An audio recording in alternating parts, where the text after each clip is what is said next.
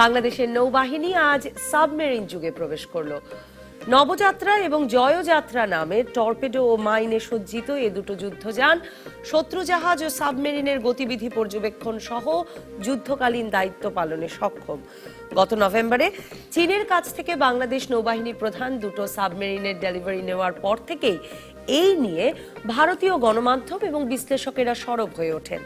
তিন দিকে ভারত আর একদিকের সীমান্তে মায়ানমারকে রেখে কোন নিরাপত্তা শঙ্কায় বাংলাদেশ তার সমুদ্র সীমা শত্রুমুক্ত রাখতে সাবমেরিন কেনার প্রয়োজন বোধ করলো, আর কিনলই বা যদি, তা কেন চীনের কাছ থেকে, তাই নিয়ে অনেক কথা হচ্ছে। সেখানে ভারতের সরকারি বেসরকারি নানা পর্যায়ে অনেকেই বিষয়টিকে সহজভাবে নিতে পারেনি এবং তাদের মতে চীনের সঙ্গে বাংলাদেশের ক্রমাগত ঘনিষ্ঠ হতে থাকা সম্পর্কেরই প্রমাণ এটা।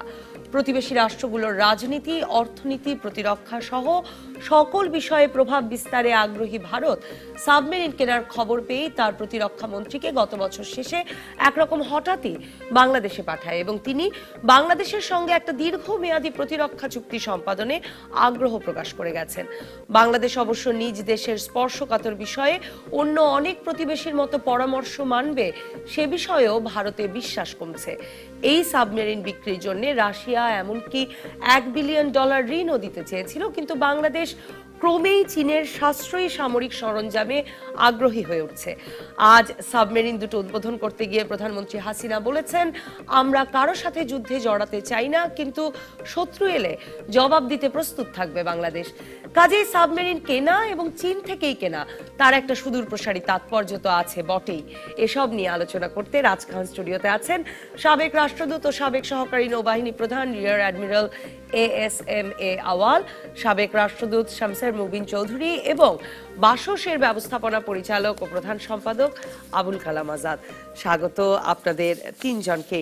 আমি রিয়ার অ্যাডমিরাল ASMA আওয়াল, আপনাকে দিয়েই যদি শুরু করি, মানে এই সাবমেরিন ক্রয়ের সবচেয়ে বড় তাৎপর্য আপনার কাছে কি, এটা যে আমাদের সামরিক সক্ষমতা আসলে কয়েক গুণ বাড়লো? আমি এটা এভাবে জবাব দেব যে আপনারা জানেন বাংলাদেশ নৌবাহিনী আমাদের যে সমুদ্র এলাকা, এটাতে আমাদের যে স্বার্থ আছে, এই স্বার্থ রক্ষার জন্য দায়িত্বপ্রাপ্ত। এটা আমাদের আর্টিকেল 62 ব্রাভো, এটা অনুযায়ী পার্লামেন্ট ডিফেন্স ফোর্সেস রেইজ করে এবং সম্পদ প্রদান করে। আর আমাদের জন্য হচ্ছে যে নৌবাহিনী, আপনি জানেন যে একটা রাষ্ট্রের জন্য সশস্ত্র বাহিনী দরকার, নৌবাহিনী না হলেও চলে। যদি সে ল্যান্ডলকড হয়, নেপাল বা ভুটানে, নৌবাহিনীর দরকার নেই। আপনার সাগর থাকতে হবে এবং সাগরে ইন্টারেস্ট থাকতে হবে। তো আমাদের সাগরে যে আপনি একটু আগে যেটা বললেন, তিন দিকে আমরা বেষ্টিত, সেই দিকে দক্ষিণে যে বঙ্গোপসাগর, যে খোলা জায়গা, সেটা হচ্ছে আমাদের স্বাধীনতা এবং সার্বভৌমত্বের একটা হলমার্ক, যেটা দিয়ে আমরা অবাধে বাইরে পৌঁছতে পারি, বাইরে যেতে পারি।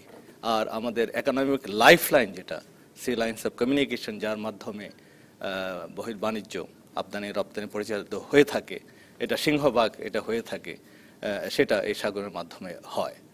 তো সেই হিসাবে নৌবাহিনীর যে দায়িত্ব, সেটা আমরা প্রথমে যে শুরু হয় সেটা হচ্ছে 1974 অ্যাক্ট,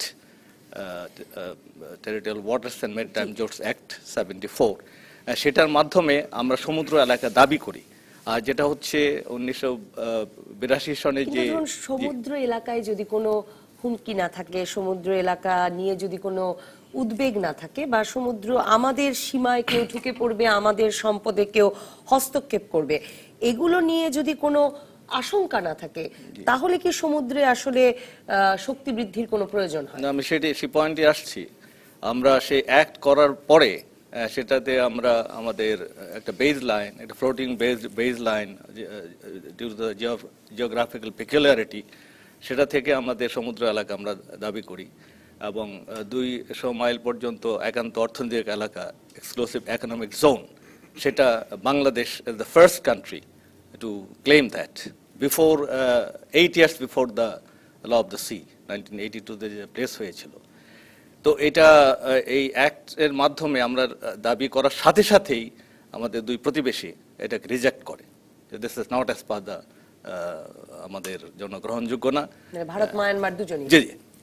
যার ফলে এই যে আমাদের আরবিট্রেশনের মাধ্যমে যে সমাধানটা হয়েছে, এই পর্যন্ত we have operated in contested sea পুরো সময়টা, যার ফলে মানে এক রকমের আইনি লড়াই, মানে এক রকমের আইনি যুদ্ধ জয়, মানে সেটা করেই আসলে তার আগে সীমানা নির্ধারণ নৌবাহিনী যে করতে হচ্ছে। অপারেশন যেটা হয়েছে থ্রু আউট, যেটা আমরা করেছি এইটা নিষ্পত্তি হওয়া পর্যন্ত, সেটা হয়েছে একটা কন্টেস্টেড সিতে, আমাদের মানে সংঘাতপূর্ণ যেখানে একটা আমাদের এলাকায়। সীমানাটা কেউ মানে মেনে নিচ্ছে না যে এটুক পর্যন্ত আমাদের জি সীমানা। জি।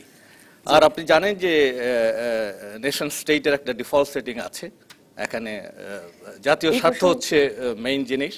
তো আমাদের বন্ধুত্বপূর্ণ সম্পর্ক দুই দেশের সাথেই, এর ভিতরেও ৭০ দশকে এখানে ডেভেলপমেন্ট হয়েছে, নেভাল ডেভেলপমেন্ট হয়েছে, ৮০ দশকে ৩বার হয়েছে, এবং ২০০৮ সনে তো একটা বড় রিগ এসে গেছে আমাদের। And challenge in the sovereignty of শুনতে চাইবো যে শামসুর মুবিন চৌধুরী, আপনার কাছে জানতে চাই যে কার কাছ থেকে অস্ত্র কেনা হলো, কার কাছ থেকে এরকম গুরুত্বপূর্ণ সামরিক সরঞ্জাম কেনা হলো, তার মধ্যে কি একটা পররাষ্ট্রনীতি বা একটা পররাষ্ট্রনীতির ছবি পাওয়া যায় কিনা, যে কার সঙ্গে আমি বেশি বন্ধুত্ব করতে চাইছি সেটা বোঝা যায় কিনা? কারণ ওই প্রেক্ষাপটে বলছি যে চীনের কাছ থেকে কেনায় ভারতের মধ্যে যে শঙ্কা। ধন্যবাদ। আমি সর্বপ্রথম বাংলাদেশ নৌবাহিনীকে সাধুবাদ জানাতে চাই, তারা আজকে সাবমেরিন যুগে পদার্পণ করেছেন। ব্যক্তিগতভাবে নৌবাহিনীর সাথে আমার একটা বিশেষ একটা ইমোশনাল সম্পর্ক রয়েছে। আমার নিজের নামকরণ হয়েছিল একটা নৌবাহিনী জাহাজের, পাকিস্তান পিএনএস শামশেরের নামে থেকে আমার নামকরণ হয়েছিল আমার জন্মের পরে পরে চট্টগ্রামেই থাকি। আমি যখন মুক্তিযুদ্ধের সময় আহত হই এপ্রিল মাসের 11 তারিখে 1971 সালে, তো প্রথম প্রাথমিকভাবে যে চিকিৎসা পাকিস্তান সরকার দিয়েছিল, তখন আমাকে রক্তদান করা বারণ ছিল যেহেতু আমি শত্রুপক্ষ। তো আমার ডাক্তার, তিনি একজন পাকিস্তানি নেভি অফিসার ছিলেন, লেফটেন্যান্ট জাইদি, এবং ভদ্রলোক অসাধারণ একজন ব্যক্তিত্ব ছিলেন। তিনি যখন আমার জন্য রক্ত সংগ্রহ করতে চেষ্টা করেন, এক মিনিট, বাংলাদেশ পাকিস্তান নেভি যে আমাদের নিশ্চয়ই ভালো লাগতো ব্যক্তিগত গল্পগুলো শুনতে পারলে, কিন্তু আমি যদি একটু আজকের প্রসঙ্গে আসি, আমি আসলে জানতে চাই যে আপনি মনে করেন কিনা সাবেক পররাষ্ট্র সচিব হিসেবে যে পররাষ্ট্র নীতি নির্ধারণের ক্ষেত্রে কোথা থেকে অস্ত্র কেনা হলো, সামরিক সরঞ্জামাদি কেনা হলো, কোথায় বড় চুক্তিগুলো করা হলো, সেটা একটা বড় ভূমিকা রাখে। না, আমি যেটা বলতে চাচ্ছি, আমি গত ডিসেম্বর মাসে ডেইলি স্টারে একটা মন্তব্য প্রতিবেদন লিখেছিলাম এই সাবমেরিনকে কেন্দ্র করে এবং ভারতের প্রতিরক্ষা মন্ত্রীর সফরের কেন্দ্র করে। বলেছিলাম ব্যালেন্সিং স্ট্র্যাটেজিক ফ্রেন্ডশিপ, মানে বাংলাদেশের পররাষ্ট্রনীতি এবং প্রতিরক্ষা নীতি একটার সাথে আরেকটা ওতপ্রোতভাবে জড়িত। সেখানে আমাদের একটা সুন্দর ভারসাম্য বজায় রাখাটা প্রয়োজন। সেটা করতে বোধহয় আমরা সক্ষম হয়েছি।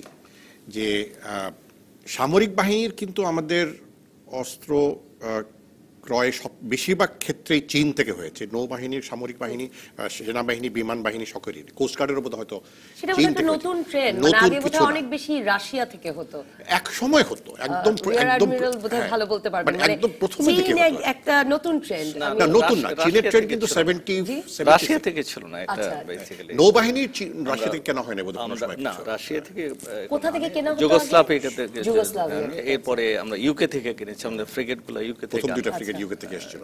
চীন বোধহয় তিনটা ফ্রিগেট, নতুন সংযোজন, তিনটা ফ্রিগেট, এন্ড এরপরে চীন আমাদের নৌবাহিনীর ইনফ্যাক্ট সেটা তো 80 দশক থেকে শুরু হয়েছিল, 80 দশক থেকে শুরু হয়েছিল। তো এই যে চীনের থেকে সংগ্রহ করে, এটা কোনো আপত্তিজনক বা কোনো হুমকির কোনো কারণ আমি দেখি না। ভারতে হ্যাঁ অবশ্যই আমরা দেখেছি যে বিভিন্ন বিশ্লেষকরা আশঙ্কা প্রকাশ করেছেন, উৎকণ্ঠা প্রকাশ করেছেন। তারা বলেছেন যে এই সাবমেরিন ক্রয়ের মাধ্যমে চীনের একটা উপস্থিতি ভারতের একদম নিকটতম অবস্থায় এসে গেল, সেটা নিয়ে ভারত চিন্তিত থাকতে পারে। তবে একই সাথে আরেকজন বিশ্লেষক যেটা বলেছেন যে না, এটার আমাদের আশঙ্কার কোনো কারণ নেই, কারণ আমরা মনে করি যে এটা একটা economic deal, good economic deal for Bangladesh, যেটা Bangladesh could not have passed up. তো একটা মানে আপনি বলছেন রাশিয়া $1 বিলিয়ন ঋণ দিতে চেয়েছিল, তো এগুলো তো $1 বিলিয়ন কি অর্ধেক বিলিয়ন ডলারের মতো, এগুলো দুটো মিলে দাম পড়ে 406 মিলিয়ন। তো অর্ধেক দামেরও কমে আমি দুটো সাবমেরিন পেলাম। তো সে তো আমার আপত্তি হওয়ার কোনো কারণ নেই, বরং আমাকে ইতিবাচকভাবে এই সিদ্ধান্তটা নিতে হয়েছিল। এছাড়া আমাদের মানে যেই আশঙ্কা ভারত থেকে প্রকাশ করা হয়েছে, আপনি দেখেন ভারতের সাথে কিন্তু আমাদের সামরিক সহযোগিতা অনেক গুণ বৃদ্ধি পেয়েছে। সম্প্রীতি নামে একটা সেনাবাহিনীর এক্সারসাইজ রীতিমতো হয়ে যাচ্ছে, এবং ভারতের সেনাবাহিনীর সাথে বাংলাদেশের স্টাফ লেভেলে সামরিক বাহিনীর স্টাফ লেভেলে রেগুলার ইন্টারঅ্যাকশন হচ্ছে। এবং ভারতের কিন্তু এই প্রক্রিয়া মাত্র কয়েকটি দেশের সাথে রয়েছে। তার মধ্যে রয়েছে যুক্তরাষ্ট্র, যুক্তরাজ্য, France, Japan, Australia, Malaysia, Indonesia এবং সিঙ্গাপুর। এখন এর সাথে বাংলাদেশ জড়িত হয়েছে। এই যে ভারসাম্যটা বজায় রাখার সক্ষমতা, এটা কিন্তু বাংলাদেশের জন্য একটা বিরাট অর্জন এবং বিরাট সফলতা বলবে আমি বলবো। তো আমি সাবমেরিন ক্রয়ের ক্ষেত্রে কিন্তু তাহলে শামসুল মুবিন চৌধুরী, আপনি বললেন মানে যে 80-র দশক থেকে চীন থেকে কেনা হচ্ছে, এটাও নতুন কিছু না, মানে তাহলে সাবমেরিন কেনার ব্যাপারটি শুনে ভারতের সংবাদ মাধ্যমও যদি আমরা দেখি, সেখানে যেরকম কথা, তাদের অ্যানালিস্টদের যে ধরনের কথা, তারপরে তাদের প্রতিরক্ষা মন্ত্রীর চলে আসা, কেন মানে সাবমেরিনটা একটা খুব বড় ব্যাপার। এই প্রতিরক্ষা মন্ত্রী কেন আসলেন, সেটা তার ঘোষণা দিয়ে আসেন না, উনি কেন আসলেন কি সেটা আমরা জানি। মানে উনি এসেছেন, উনি এখন একটা সামরিক চুক্তি স্বাক্ষরের কথা এখন হচ্ছে, হয়তো আগামীতে যখন মাননীয় প্রধানমন্ত্রী ভারত সফর করবেন তখন স্বাক্ষরিত হতে পারে, সেই সম্ভাবনা রয়েছে। তো এটা মানে কিছুই খারাপ না। আমার কথা হলো যে ভারতের সাথে আমাদের সামরিক সহযোগিতা কিন্তু আমাদের জন্মলগ্ন থেকেই এটা জড়িত। সেই একটা সামরিক সহযোগিতা রক্ত দিয়ে লেখা, 1971 সেই সহযোগিতা রক্ত দিয়ে লেখা। তো সেটাকে আরো জোরদার করার বোধ একটা প্রক্রিয়া। এবং নৌবাহিনী বলেন, বিমান বাহিনী বলেন, সেনাবাহিনী বলেন, আধুনিকরণ কিন্তু একটা চলমান প্রক্রিয়া, এবং সেই প্রক্রিয়ার ধারাবাহিকতায় এই দুটো সাবমেরিন সংগ্রহ করা হয়েছে। আগে লোকে হ্যান্ডাল টেলিফোন করতো, এখন প্রযুক্তির উন্নতির সাথে মোবাইল টেলিফোন ব্যবহার করছে। তো বাংলাদেশে আগে সাবমেরিন ছিল না, এখন সাবমেরিন হয়েছে। আধুনিকরণের এই যে প্রক্রিয়াটা মানে সাথেই জড়িত এই দুইটি সাবমেরিন ক্রয়, এটা ভারতের উৎকণ্ঠার কোনো কারণ আমি আসলে দেখি না। আপনার কাছে আসতে চাই যে এর তাৎপর্য আপনার কাছে কি, মানে সাবমেরিন কেনাটা বেশি তাৎপর্যপূর্ণ, নাকি সাবমেরিন কেনা চীনের কাছ থেকে কেনা এবং সেটা নিয়ে ভারতের এক রকমের উদ্বেগ, সেটা কোনটা বেশি তাৎপর্যপূর্ণ আপনার কাছে? ধন্যবাদ নবনীতা, শুরুতেই আমন্ত্রণ জানাবার জন্য।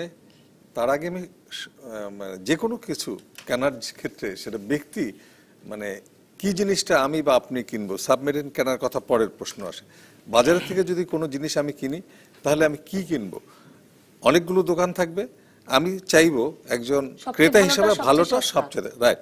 তো সেই কথাটাই যদি হয়, এই জায়গায় আরেকটি জিনিস প্রমাণিত হয় যে মাননীয় প্রধানমন্ত্রী শেখ হাসিনার নেতৃত্বাধীন এই সরকার কি করলেন, তিনি চীন থেকে কিনলেন। কিন্তু এর আগে তো আমরা মানে হুজুগ দেখেছি যে ভারত, আওয়ামী লীগ হচ্ছে ভারতের দালালি করে, ভারতের বহু হয়েছে যে 96 সনের নির্বাচনের আগে বলা হয়েছে যদি আওয়ামী লীগ নির্বাচিত হয় তাহলে ফেনী পর্যন্ত ভারত হয়ে যাবে। এই যে কথাগুলো, এ থেকে একটি জিনিস প্রমাণিত হয় কিন্তু মানে তাদেরই কথায় যে মাননীয় প্রধানমন্ত্রী শেখ হাসিনা দেশের স্বার্থটা বড় করে দেখেন। তিনি যখন চীনও আমাদের বন্ধু, আর যে কথাটি শামসুল মুবিন সাহেব বলেছেন, আল সাহেব, আমাদের ভারত যে আমাদের অকৃত্রিম বন্ধু, এ তো নতুন করে বারবার করে বলার প্রয়োজন নেই। ভারত আমাদের মুক্তিযুদ্ধের সময় যেই অবদান রেখেছে, ভারতের সশস্ত্র বাহিনীর সদস্য থেকে শুরু করে আমাদের 1 কোটি মানুষকে মানে 1 কোটি মানুষকে আশ্রয় দিয়েছে, খাবার, সেই যে কথাগুলো, অর্থাৎ মানে দীর্ঘদিনের বন্ধন তাদের সাথে। ভারত এবং বাংলাদেশের বন্ধু হলেই সবকিছু বন্ধুর থেকে কিনতে হবে এমন তো কথা নেই।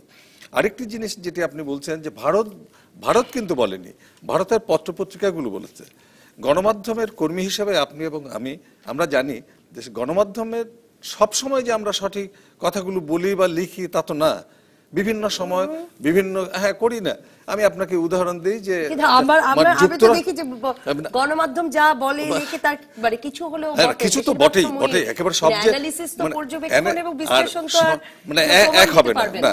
এখন প্রশ্ন হচ্ছে ভারত সরকার, ভারতের প্রতিরক্ষা মন্ত্রী এসছেন, এসে কথাবার্তা বলবেনই। 45 বছরে প্রথমবারের মতো এসছেন এবং ওটা অত্যন্ত স্বাভাবিক। আবার মাননীয় প্রধানমন্ত্রীও আগামী মাসে যাচ্ছেন, সবার হবে। প্রধানমন্ত্রী তো এর আগে গিয়েছেন, কিন্তু প্রতিরক্ষা মন্ত্রী এসছেন, ওই ঘটনা আসতেই পারে। কিন্তু সরকারের পক্ষ থেকে ভারত সরকার খুব উদ্বিগ্ন এমনটা কিছু আমরা জানি না। আমরা হ্যাঁ, গণমাধ্যমের বিভিন্ন লেখালেখি হয়েছে, সবকিছু হয়েছে। যে কথাটি আপনি জানতে চেয়েছেন যে তাৎপর্য কি, আমি মনে করি যে মাননীয় প্রধানমন্ত্রী শেখ হাসিনার নেতৃত্বাধীন এই সরকার বঙ্গবন্ধু যেভাবে কারো সাথে বৈরিতা না, সকলের সাথে বন্ধুত্ব, একই পররাষ্ট্র নীতি তিনি দৃঢ়ভাবে মেনটেন করছেন এবং সকলের সাথে বন্ধুত্বপূর্ণ সম্পর্ক। আপনি দেখেন, যদি ভারতের চীনের সাথে আমরা সাবমেরিন ক্রয় করলাম বাংলাদেশ, তাতে করে ভারতের সাথে চীনের সম্পর্ক খারাপ হয়েছে? তা হয়নি। কিন্তু যে কোনো সময়ের চাইতে চীনের সাথে ভারতের সম্পর্ক, দ্বিপাক্ষিক সম্পর্ক যে কোনো সময়ের চাইতে এখন কিন্তু অনেক বেশি দৃঢ়।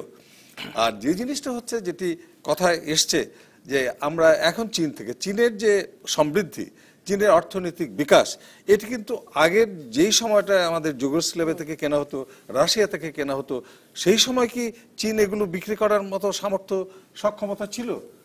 হয়তোবা আমার ধারণা যে এইভাবে ছিল না। আমি একটা বিরতির পর রিয়ার অ্যাডমিরাল এস.এম. আওয়াল আপনার কাছে আসবো। যে এত বন্ধু আমাদের, এই ঐতিহাসিকভাবে আমাদের বন্ধু ভারত, কিন্তু ভারতের সঙ্গে এবং মায়ানমারের সঙ্গে সমুদ্র সীমা নিয়ে আমাদের বিতর্ক, আমাদের কন্টেস্ট, সেগুলোর কথা বলছিলেন এবং কয়েকবারই সমুদ্র সীমায় আমাদের নৌবাহিনীকে এক রকমের অবস্থান নিতে হয়েছে, সে কথা আপনি তুলছিলেন। আমি সেটার বিস্তারিত জানবো। শমশের মুবিন চৌধুরী, আপনার কাছে শুনবো ভারসাম্য, একরকমে আমরা ভারসাম্যে পৌঁছতে পেরেছি সেই কথাটা। আর আবুল কালাম আজাদ, আপনার কাছে শুনবো যে আসলে ভারসাম্যটা তো একটা ভালো ট্রাম্প কার্ডও হয়। দর্শক থাকুন রাজকাহনে।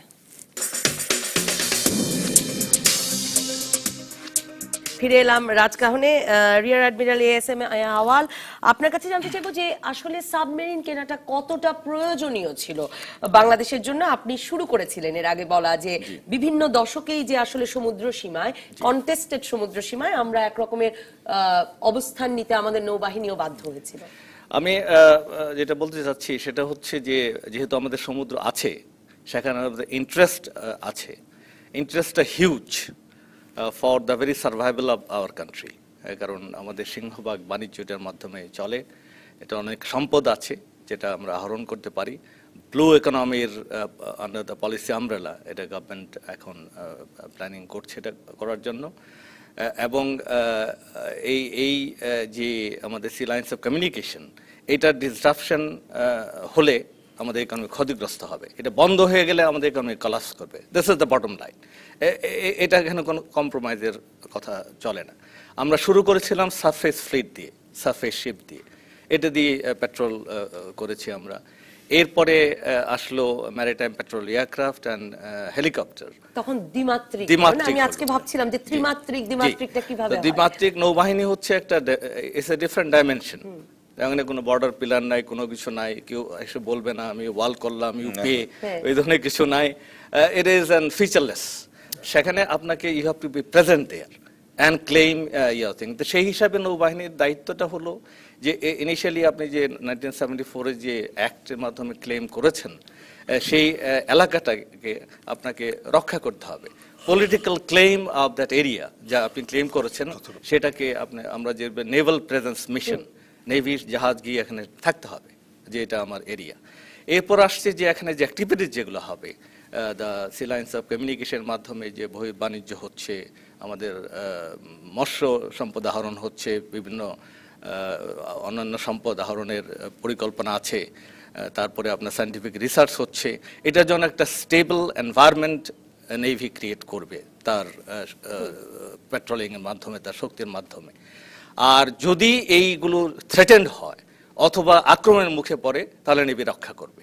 এই হচ্ছে দায়িত্বটা। তো আমরা এই যে দ্বিমাত্রিক, আমি শেষ করছি, বন্ধুত্বে কোনো একটা শঙ্কা আছে বলেই তো আমাদের শক্তি বৃদ্ধি, সেই জায়গাটাতেও যেতে চাই। রাইট, আমি জাস্ট এটাই শেষ করছি যে দ্বিমাত্রিক যে শক্তি ছিল সেই পর্যন্ত দিয়ে আমাদের এটা কোনো সময় অ্যাডিকুয়েট না, বাট আমরা ফিল করেছি আমাদের যে সমস্ত থ্রেট ছিল। আর আমি যে 70 দশক থেকে 2008 পর্যন্ত যে ঘটনাগুলো বললাম, সেখানে একটু যদি বলেন এখন বিস্তারিত। তখন জাস্ট বলা শুরু করেছিলেন যে 70 দশক থেকে। জি জি, তো সেখানে আমাদের 70 দশকে দুইবারের মতো হয়েছে, আমাদের বন্ধুরা এসেছেন।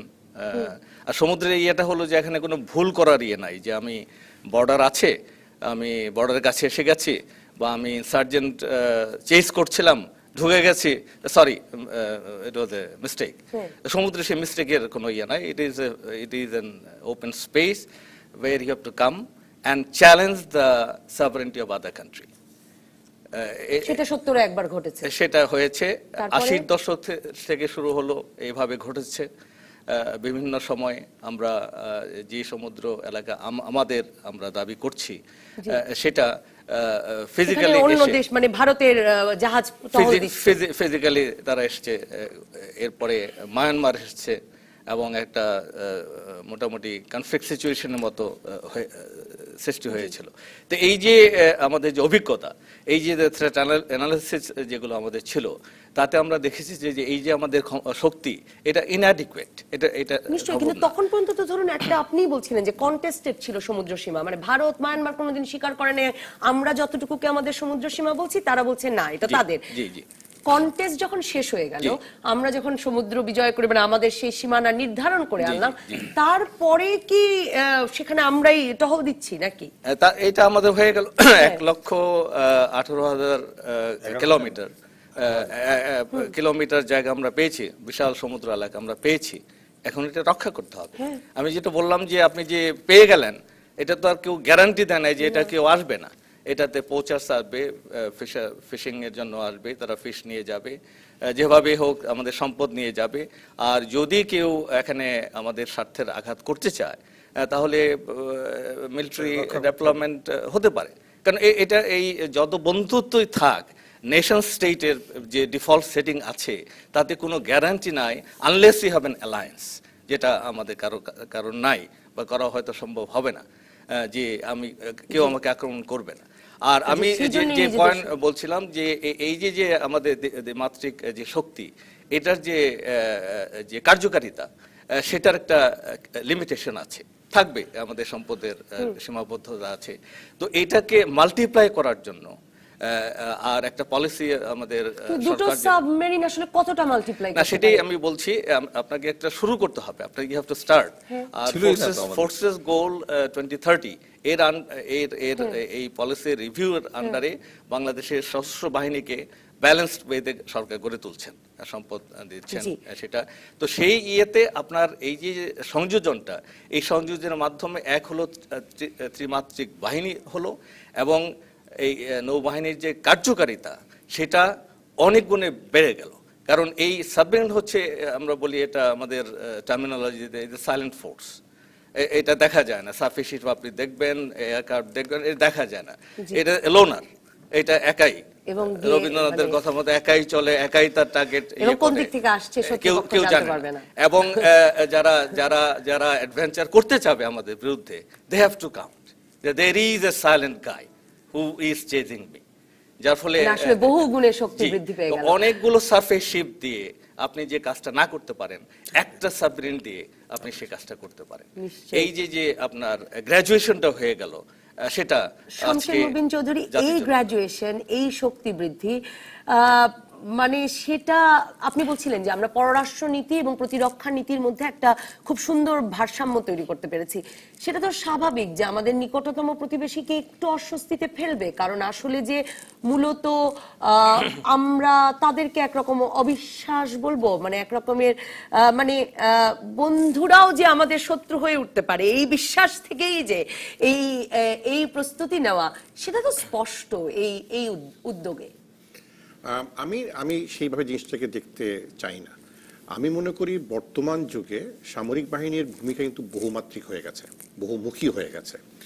বাংলাদেশ সামরিক বাহিনী, বিশেষ করে যেহেতু নৌবাহিনীর কথা আমরা বলছি, ওদের ভূমিকা যদি গত কয়েক বছরে দেখেন, যে একটা হচ্ছে যে আমাদের মানে ফোর্স মাল্টিপ্লায়ার যেটা বলা হয়, সাবমেরিন সংগ্রহ কিন্তু সেটারই একটা অংশ।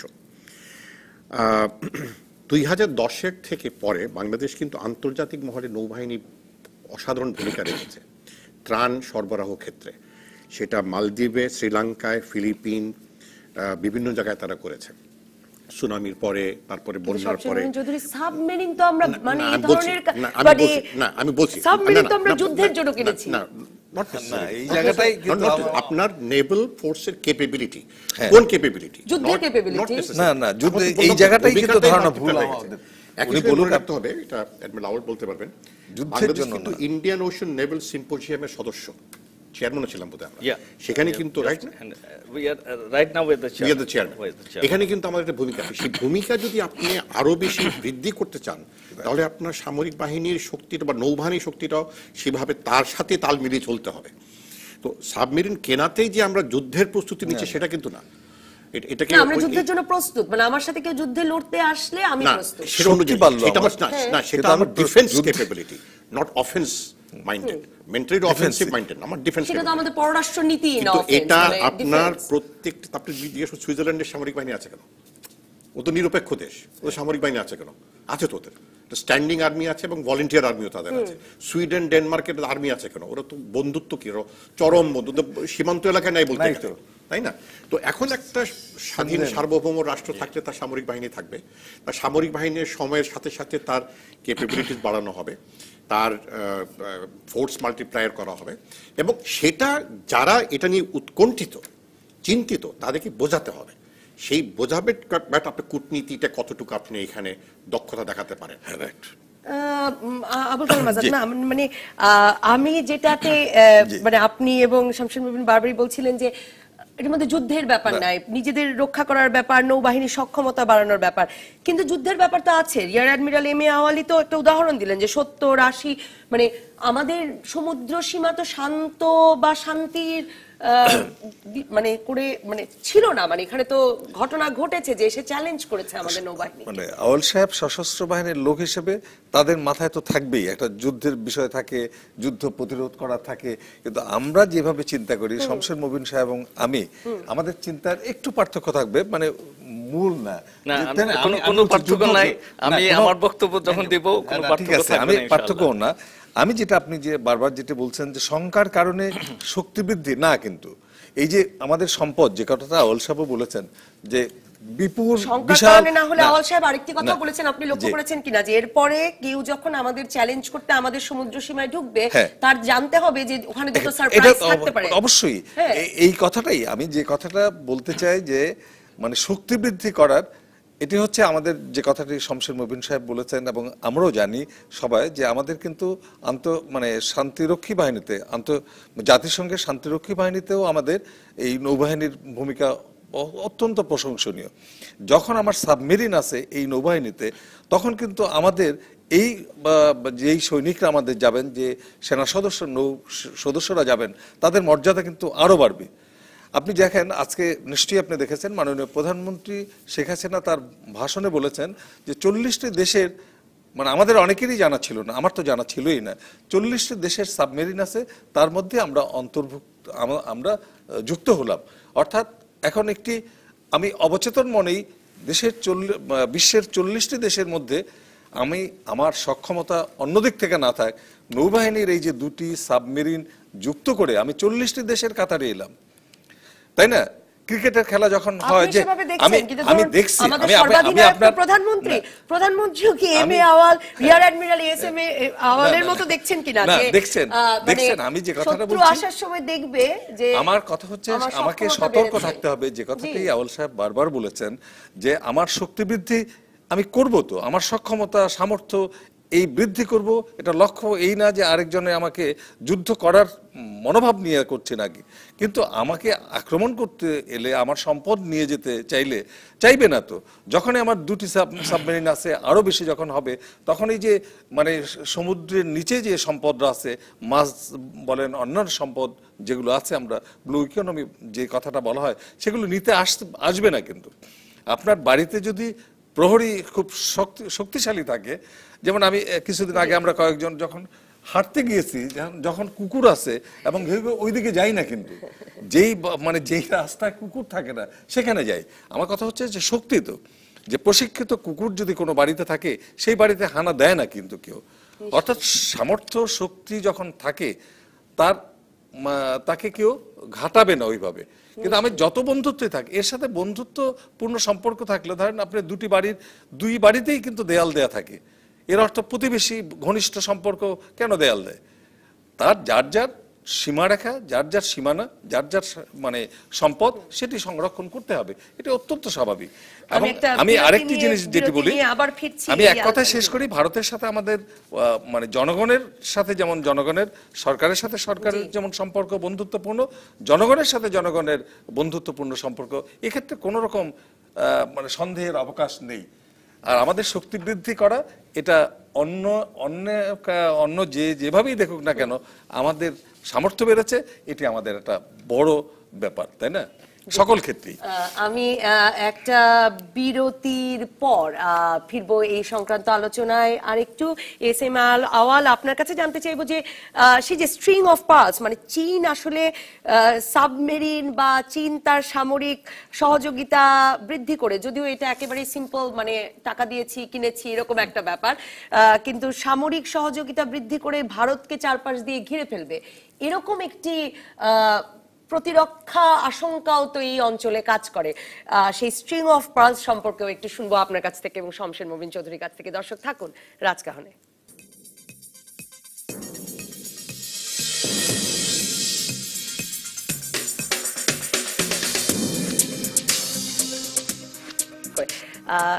ফিরে এলাম রাজকাহনে। রিয়ার অ্যাডমিরাল এস এম আওয়াল, আপনার কাছে যেতে চাই যে স্ট্রিং অফ পার্লস, মানে ভারতকে তিন দিক থেকে ঘিরে ফেলা হবে, চীনের প্রভাব বলয়ের মধ্যে মানে মাঝখানে পড়ে যাবে ভারত, এই আশঙ্কা তো আছে ভারতে।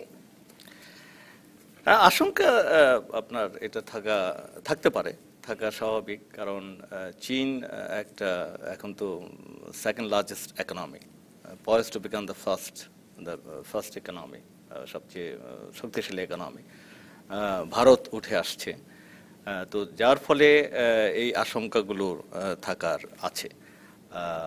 আর আমি যেটা একটা জিনিস ক্লারিফাই করতে চাচ্ছি, যে আমাদের যে এই সাবমেরিন ক্রয় করাটা, এটা যেটা আজকে মাননীয় প্রধানমন্ত্রী মানে স্পষ্টভাবে বলেছেন, কোনো যুদ্ধ করার জন্য, কারোর বিরুদ্ধে যুদ্ধ করার জন্য এটা কেনা হচ্ছে না, এটা হচ্ছে আমাদের সক্ষমতা বৃদ্ধি করার জন্য। আমি যদি এটা স্ট্র্যাটেজিক কনটেক্সটে নিয়ে আসতে চাই, look back Bangladesh 74, I mean in those days, bottomless basket, যেটা ডক্টর কিসিঞ্জার অথবা ইউএস এইড কে বলেছিলেন, এখন সেটা দ্বিধা আছে। There's a book, Bangladesh, the case study for development, by Richard Parkinsons and Falan, Mr. Just Falan.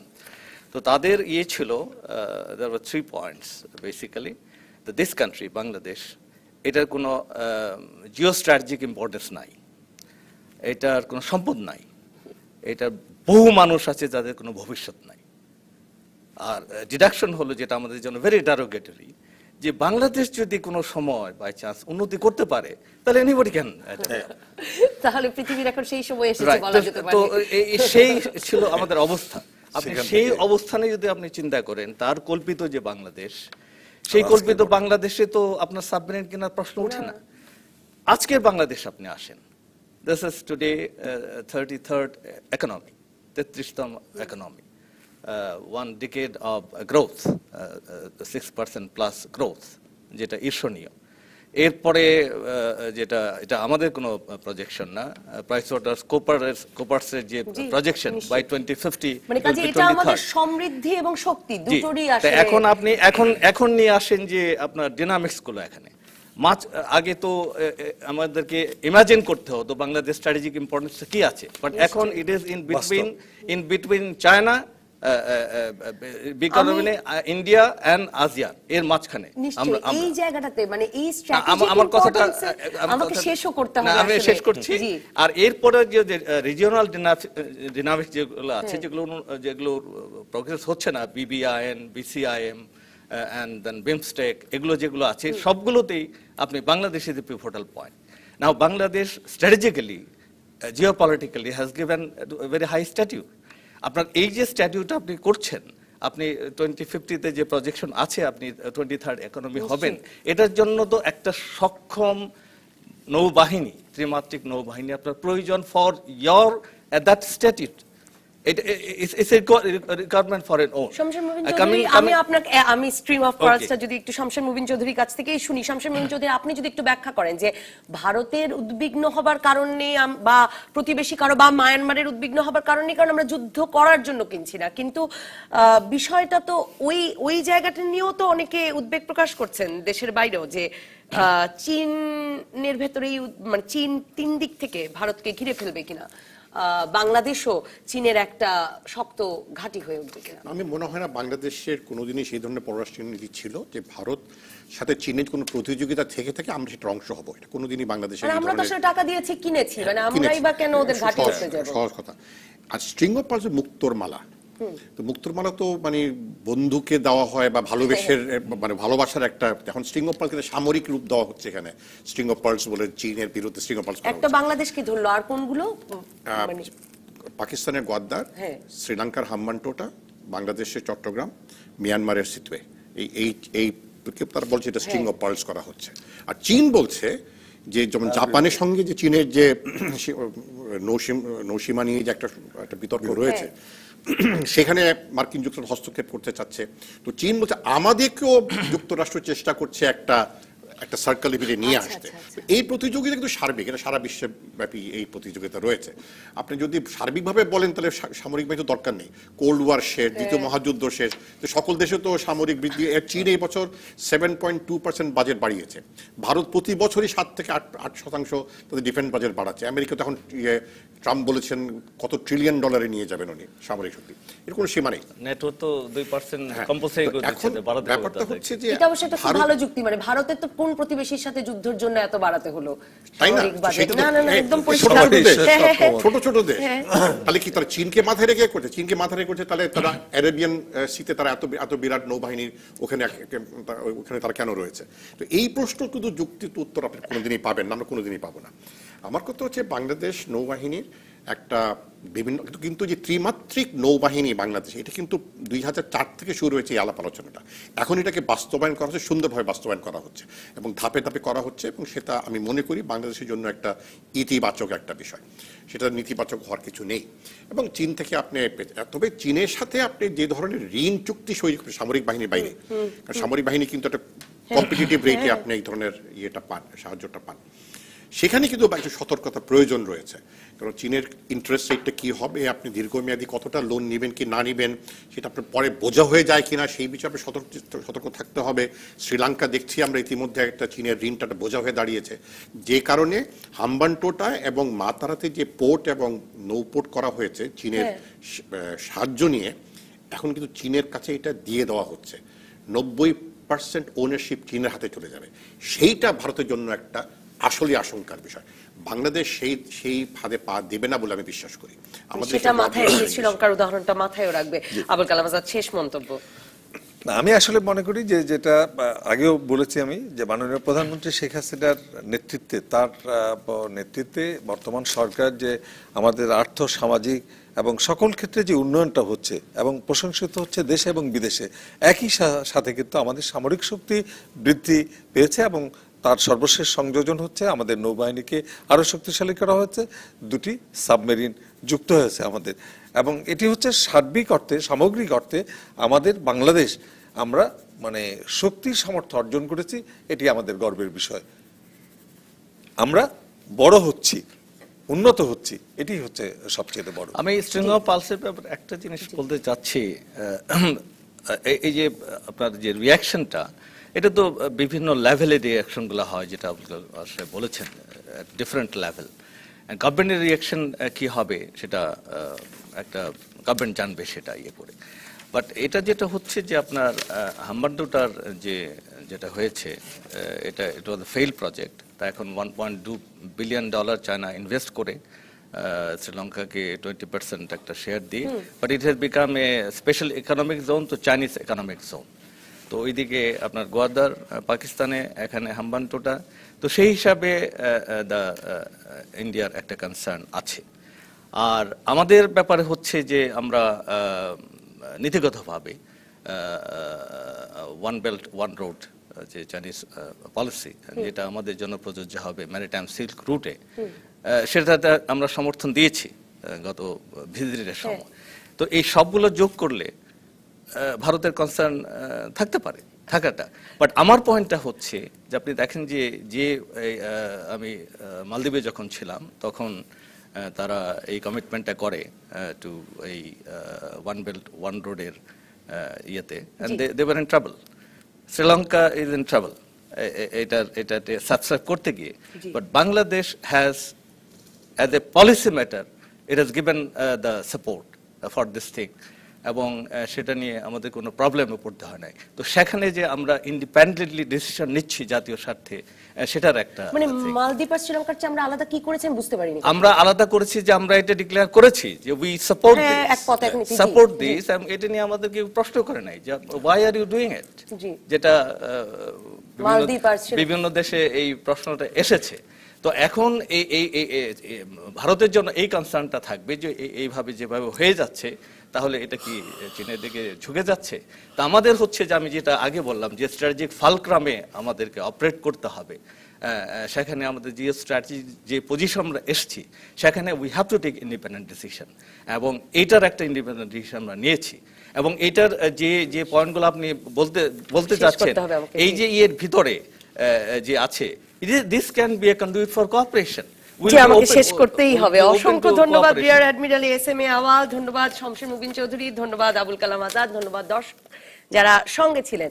রাজকাহনের পরবর্তী পর্বে আমরা নির্বাচনে ভারত আমেরিকার প্রভাব এই বিষয়ে আলোচনা করব। থাকবেন বাংলাদেশ জাতীয় সংসদের chief whip Assam Firoz MP, জাতীয় পার্টির প্রেসিডিয়াম মেম্বার কাজী ফিরোজ রশিদ এমপি এবং বিএনপি চেয়ারপারসনের উপদেষ্টা জয়নুল আবদিন ফারুক। সঙ্গে থাকবেন আপনিও।